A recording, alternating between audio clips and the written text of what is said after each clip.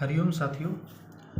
आज हम बात करने वाले हैं प्राणायाम के बारे में कि उनसे क्या क्या लाभ हो सकते हैं और उनको किन किन बातों को ध्यान में रखकर हम उनसे और ज़्यादा लाभ पा सकते हैं। तो साथियों, पिछली वीडियो में हमने देखा था कि कुंभक के बारे में बात की थी कि कुंभक कितने प्रकार के होते हैं। कुंभक किसे कहते हैं, रेचक किसे कहते हैं, पूरक किसे कहते हैं। तो साथियों, आज हम बात करने वाले हैं किन किन बातों को ध्यान में रखकर हम उनसे और ज़्यादा लाभ प्राप्त कर सकते हैं, या कहें कि प्राणायाम करते हैं तो उन किन किन बातों को हमको और अधिक ज़्यादा ध्यान में रखना चाहिए जिससे कि हम और अधिक लाभ प्राप्त कर सकते हैं प्राणायाम से। तो शुरुआत में हम देखेंगे कि पहले तो ये हमको ध्यान में रखना चाहिए कि हम प्राणायाम करते हैं तो पहले तो ये है कि हमें सोच आदि निवृत्त होकर ही, सोच मतलब आप समझ गए कि सोच आदि से निवृत्त होकर ही प्राणायाम करने चाहिए। दूसरी चीज़ ये है कि खाली पेट करना चाहिए। फिर अपन आगे बात करें तो खुली हवा के अंदर करना चाहिए प्राणायाम वगैरह जो कर रहे हैं हम। और उसके बाद हम बात करें तो उसके बारे में बात करें तो हमें सूर्योदय से पूर्व, या कहे कि सूर्योदय होने से 1 घंटे पूर्व अंदर अंदर योग का या प्राणायाम हमको कर लेना चाहिए। आगे हम बात करें कि कमर, पीठ और गर्दन को सीधी रखकर ही प्राणायाम करना चाहिए। इससे और अधिक लाभ होते हैं। ये हमको योग के अंदर हमको हमेशा ध्यान रखना है कि अगर हम योग कर रहे हैं, प्राणायाम कर रहे हैं, तो हमारी कमर, पीठ और गर्दन बिल्कुल सीधे होने चाहिए। फिर आगे हम बात करें तो हमें ध्यान रखना चाहिए कि हम एकांत के अंदर, बिल्कुल शांत माहौल के अंदर ही प्राणायाम करें, जिससे हमको और अधिक लाभ प्राप्त होंगे।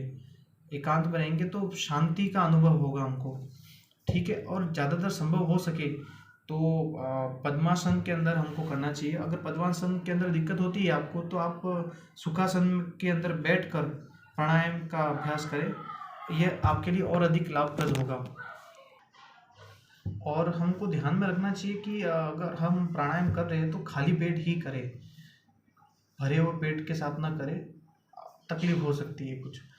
और एक दो बहुत ध्यान में रखने वाली चीज़ जो आपको कहीं पर भी पता नहीं चलेगी, जिसको मैं आपको बताता हूँ कि अगर आप प्राणायाम करते हैं तो कभी भी पेड़ के नीचे बैठकर ना करें। अब ज़्यादातर लोग क्या करते हैं कि अब पीछे का बैकग्राउंड अच्छा आएगा, ये सब चीज़ देखकर वीडियो बनाते हैं और पेड़ के नीचे प्राणायाम करते हैं।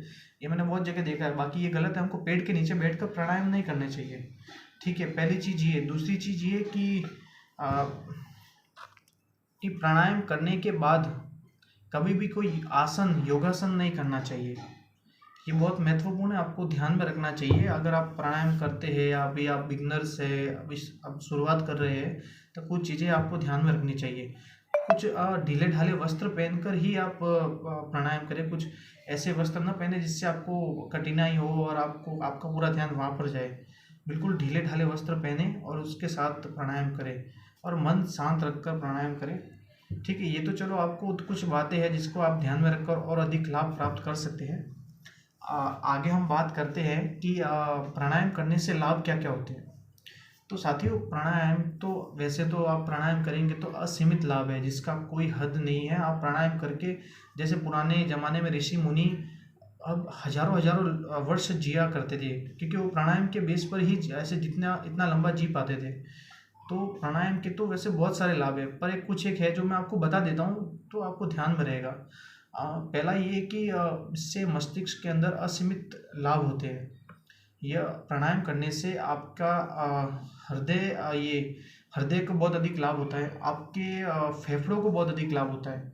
आपके फेफड़े लचीले होते हैं। आगे बात करें तो प्राणायाम करने से आपके अंदर जो ऑक्सीजन की कमी होती है शरीर के अंदर, उसकी पूर्ति होती है। प्राणायाम करने से मस्तिष्क के अंदर जितनी ऑक्सीजन की कमी होती है, सबसे ज़्यादा ऑक्सीजन की ज़रूरत होती है मस्तिष्क को। मस्तिष्क को ऑक्सीजन की पूर्ति करता है प्राणायाम। ऐसे बहुत से अनेक लाभ है, जिससे प्राणायाम करने से आपके मतलब अनेक लाभ है, जिसको मैं बयान नहीं कर सकता। इतने लाभ है प्राणायाम करने से आपको।